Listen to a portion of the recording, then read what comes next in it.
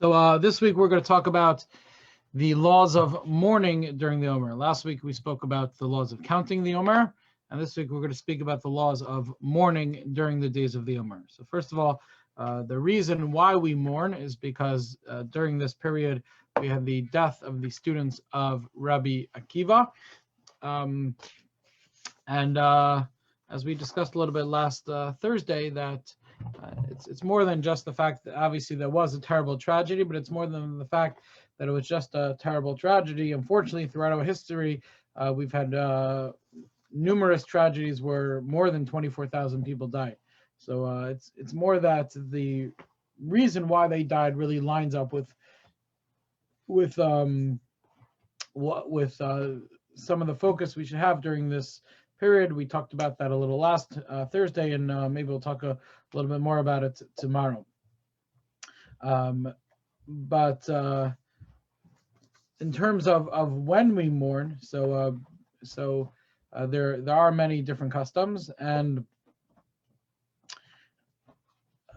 we'll discuss those in a moment. But just as in a way of introduction, the reason why we have these different customs, at least according to some explanations, is because the students of Rabbi Akiva, they died during 33 days of the Omer. Either we don't know, or it doesn't matter which 33 days it was, because again, the point is it's not just a mourning of their deaths, but it's more focusing on why they died and using that as a way to help us focus on our mission, our goal during these days of the Omer. So because they died during 33 days, therefore, according to almost all opinions, we mourn during 33 days of the Omer. And then just the question is, which one? There's basically three customs. There's basically three customs about when we mourn during the Omer. One custom is that we mourn the first 33 days of the Omer. So that would be starting from when we start counting the Omer on the second day of Pesach until Lag BaOmer. On the last day, on Lag BaOmer, so we apply the rule of Mixas Yom Kekulo, that if you've mourned for part of a day, that counts as a full day, and therefore on Lag BaOmer itself, you would not need to mourn the entire day. Exactly what means to mourn, that we'll discuss in a moment. But again, so the first custom is 33 days, the first 33 days of the Omer. The second custom is that we fast basically the last 33 days of the Omer. So that's starting from the Rosh Chodesh Iyar, the beginning of the month of Iyar, and going almost all the way up until Shavuos. That's a second custom. There are other variations of these customs as well, but I would say those are the two main customs. I'll discuss the third one in a moment. Those are the two main customs. Again, either the first 33 days of the Omer and the last 33 days of the Omer. Ramosha Feinstein actually says that because both these customs are really based on the same concept, that the students of Akiva died for 33 days of the Omer, and therefore, corresponding to that, we mourn for 33 days, but it's not necessarily the same 33 days. Therefore, he says you can actually switch your custom from year to year. So if one year you practice the mourning during the first 33 days, the next year, if you want, you could switch. If it's more convenient based on stuff going on, you can mourn during the last 33 days. So it only needs to be 33 days, and you could actually switch back and forth because it's not considered different customs. It's just considered variations of the same custom, and therefore he does allow that.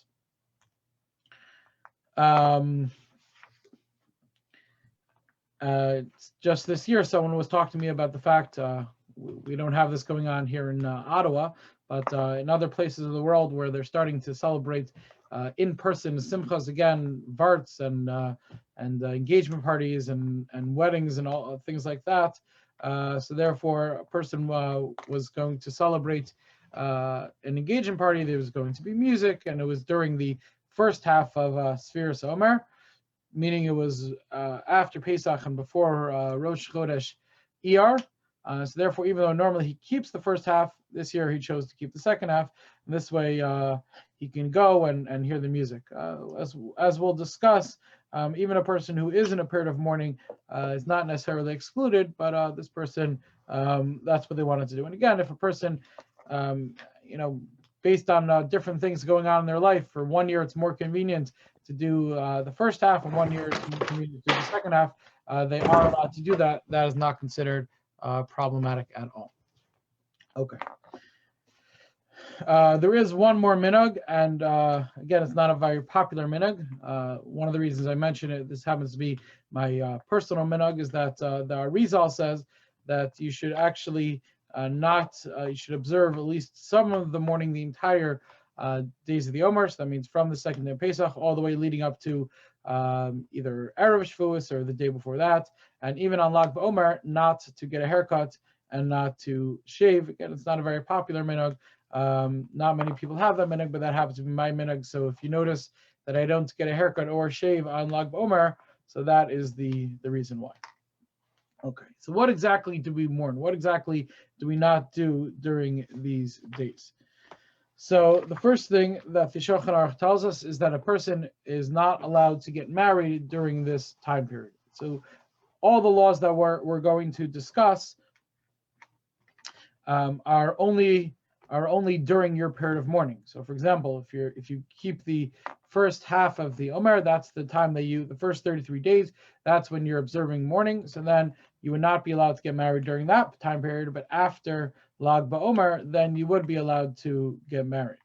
So again, it's prohibited to get married. This is only a prohibition on the bride and the groom.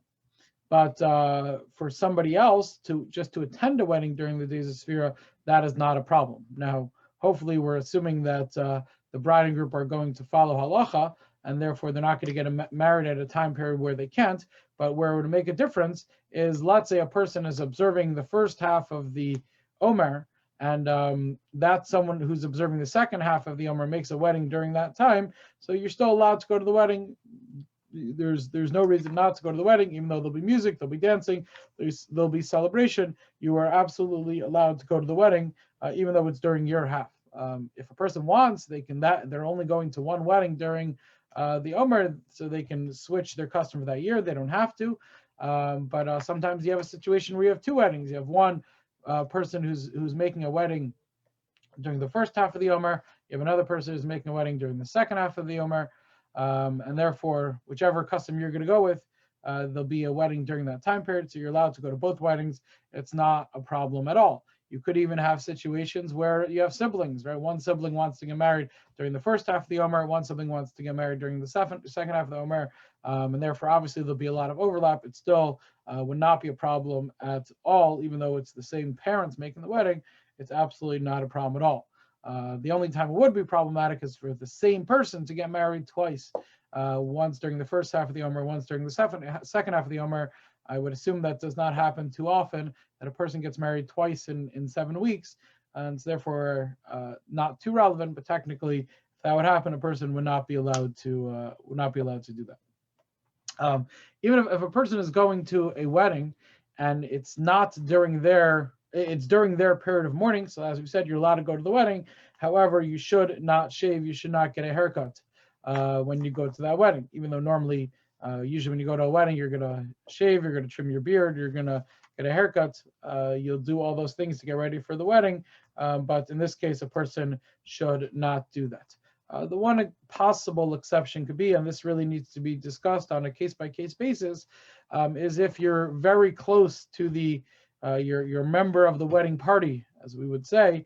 For example, like we discussed before, you can have one sibling getting married in the first half and one sibling getting married in the second half. So if the bride and groom will be upset if if their brother comes to the wedding is not shaved, so then again, it has to be discussed on a case-by-case basis. But in that case, it is possible that we'd even allow a person to shave during the Omer as well. When we talk about getting married, it's really only getting married that's a problem. But if a person wants to get engaged, so that is permitted, and they can even have somewhat of a celebration. However, there should not be music at that celebration. but getting engaged and having an engagement party is not a problem during the days of the Omer. Other simchos as well, other happy occasions as well, could be celebrated as long as there is no music at them. So, for example, if you have a bar mitzvah, if you have a bas mitzvah, if you have a bris, a pidyon ben, all these things are allowed to be celebrated during the days of the Omer, as long as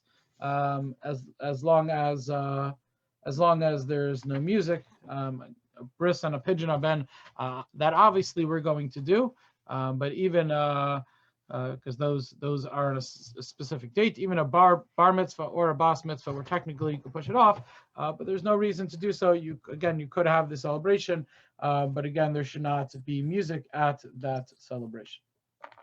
Okay.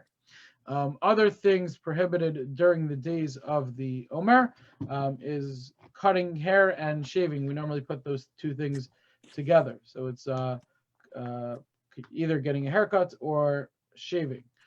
So again, this would also be part of mourning. It's something which is not specific to the mourning of the students of Rabbi Akiva. In general, when a person is mourning, it's prohibited for them to shave or to get a haircut, and therefore, during whichever of the days that a person is celebrating their mourning, either the first 33 days or the last 33 days, they should not get a haircut, and they should not shave. Any problem with cutting the nails? No. So yeah, I was going to get to that soon, but you asked, so we'll talk about it now. No, so cutting nails is not a problem. You can cut nails at any point during the days of Omer. Not a problem at all to cut nails. Good question. Okay. In terms of when would it be permitted to get a haircut or to shave during the Omer? So we discussed before, a person is going to a wedding, possibly it'd be permitted then. But also, if a person is making a bris, so the father of the bris, the father of the baby, and the mol and the sandik, they're all allowed to get a haircut, even if it's during Sfiras Omer, even during the days of the Omer. Also, tweezing or anytime where you're not cutting the hair, but tweezing or doing someone's eyelashes, that would be okay as well. And also, persons, even though when it comes to the laws of Shabbos, so on Shabbos, a person is not supposed to comb their hair or brush their hair because they might remove some of the hairs. That's only a problem on Shabbos, but during the days of the Omer, is 100% permitted to comb and to brush a person's hair, even if they're going to remove a lot of hair during that process. It's not a problem. It's only actually getting a haircut that is a problem. Another situation when it would be permitted to get a haircut or to shave during the days of the Omer is if a person needs to do so for their job, or if there's going to be some kind of loss of money. So someone asked me a question about if they're in sales, and they come, a lot of sales is how you present yourself.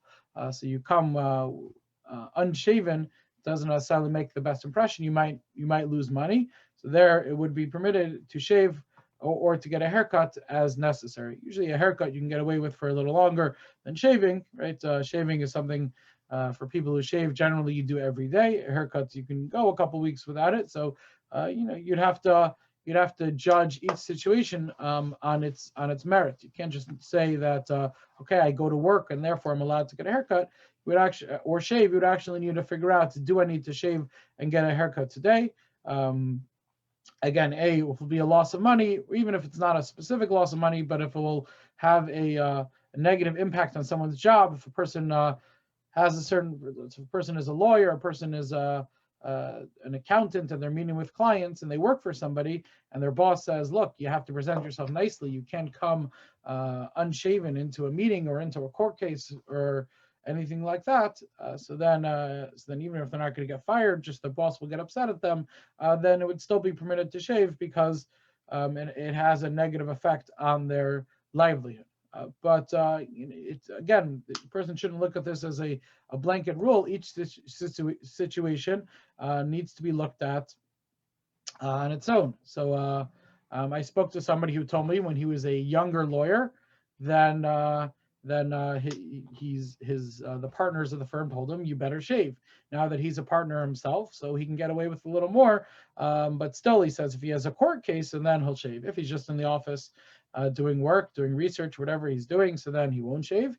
But if he's actually has a court case, then he will shave, and that would be something that's appropriate. You also have to look at what your work setting is. For example, if you work in a Jewish from setting, so it depends on the job, depends clients, depends who you're meeting. But for example, if you're a rabbi or you're a rebbe in a Jewish day school, so there's no expectation for you to be shaving during the days of Sphira, just the opposite, right? You shouldn't be shaving so that people could look at you and see an example of what you're supposed to be doing. So then obviously it would be prohibited. I think COVID has also changed these halachos, and people need to look this year and to see if the rules of a normal year apply to this year. For example, if normally a person works in person and now they're working virtually and they're not meeting with clients necessarily, so maybe they don't need to shave, right? If they're not in the office where people could walk in and see them and they'll look unkempt, so then maybe they don't need to shave. If they're meeting people over Zoom, then maybe they do need to shave. If you're in a profession where you're wearing a mask, so then maybe you can get away with a little more, right? If you have a beard, just it's a little unkempt, so then maybe that you could hide under a mask. So again, each situation needs to be evaluated on its own. But again, because of the various factors, a person does need to reevaluate to this year and really every year. Also, certain things come in and out of style, right? It used to be that in order to look professional, to look good, you needed to either have a well-kept beard or to be clean shaven. And then for a while it was in style to have like kind of like a scrubbly beard. That was in style for a little bit, and therefore if a person could get away with that, so then it would be appropriate. Again, the bottom line is each situation needs to be evaluated on its own, and decision should need to be made. Is it necessary to shave or not? Again, even if a person's not going to get fired, but it will have negative impacts on their jobs, so then this is something that they need to be, that it would be permitted for them to do.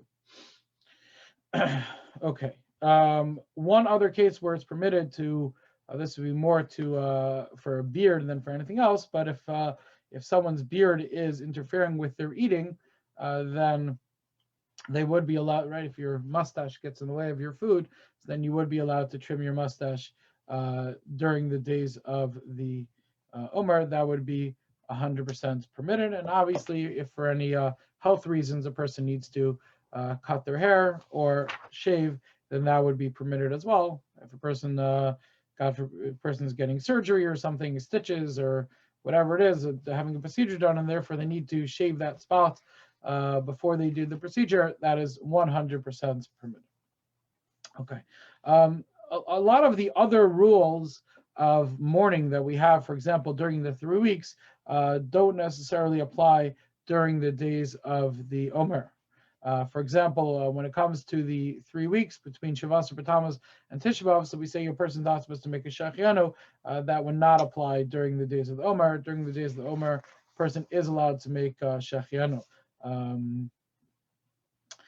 Even buying new clothes and things like that is all permitted.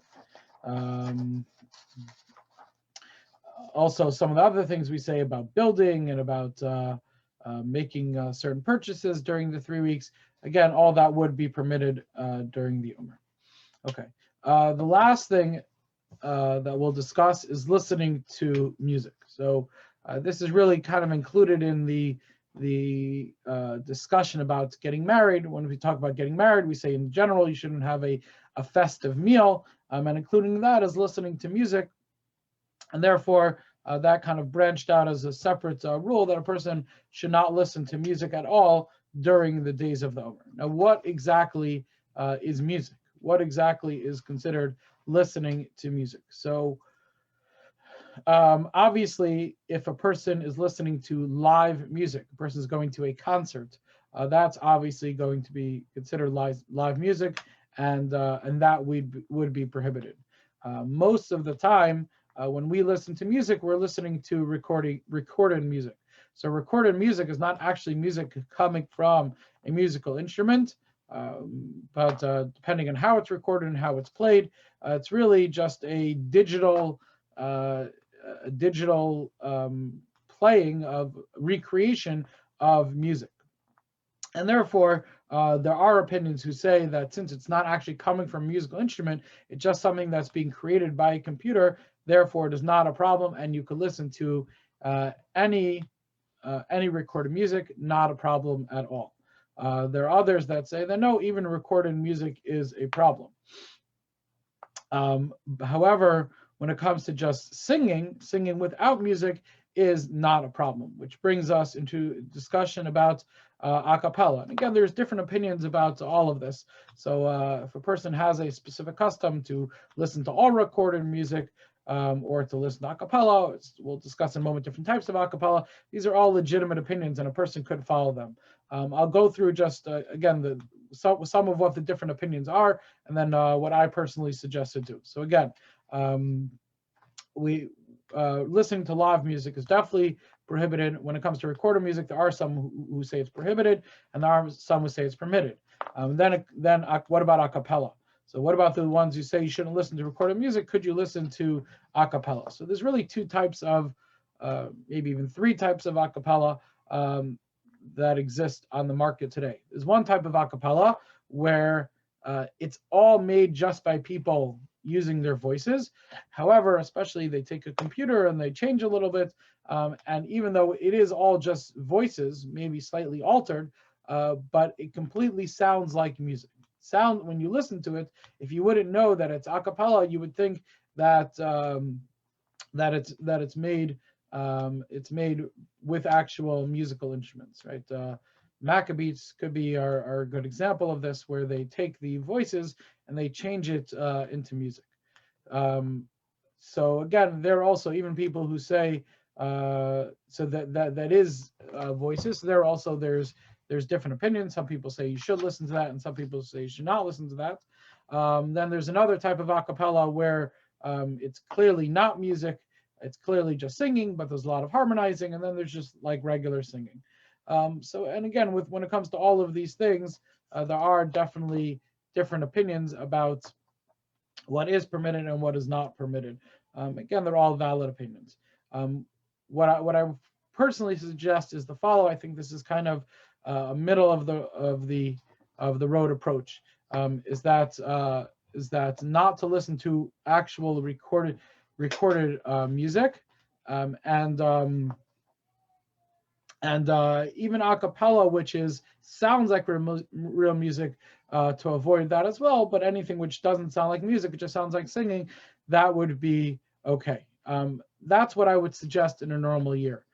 This year is not a normal year, and therefore I would suggest making the following change. That especially if a person is struggling at all, which I think is everybody. I think we're all struggling, and especially if a person very much enjoys listening to music, and that will help them pass the time. That will help them put them in higher spirits.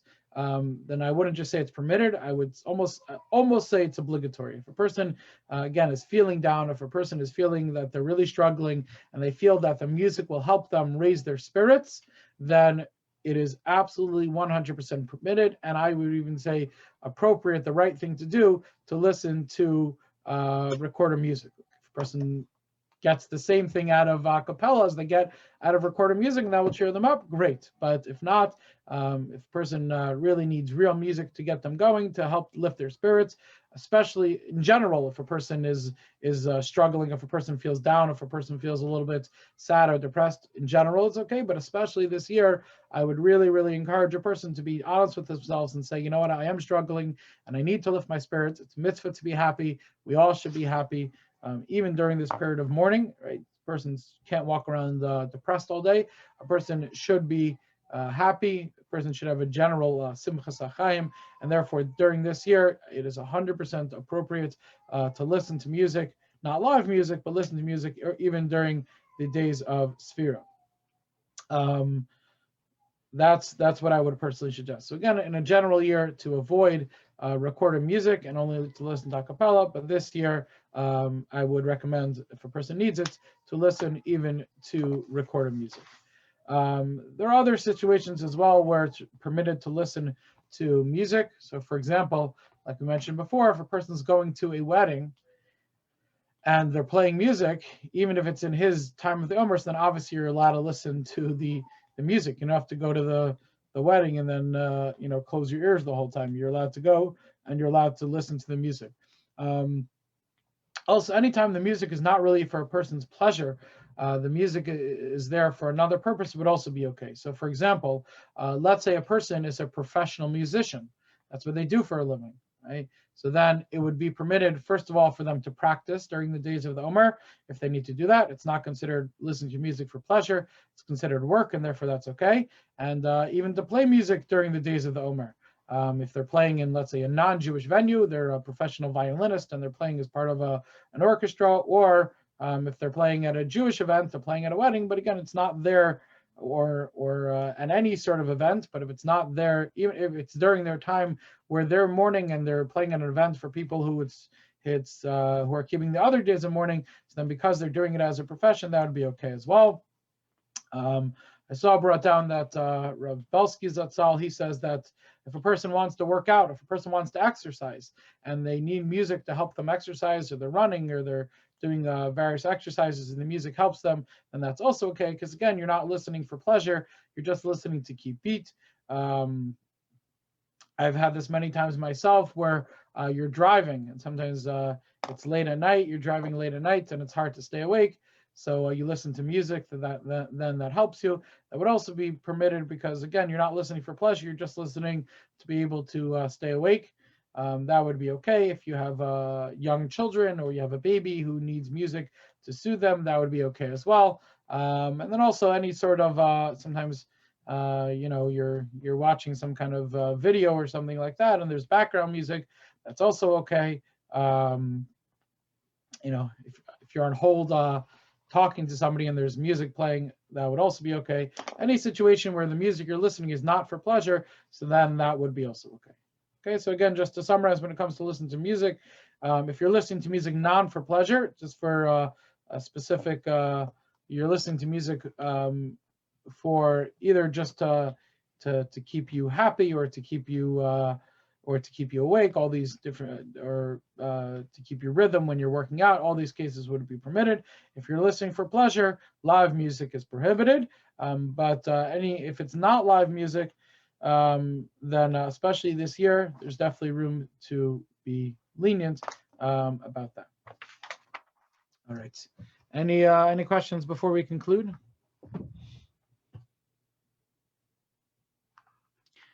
All right. Have a good night, everybody.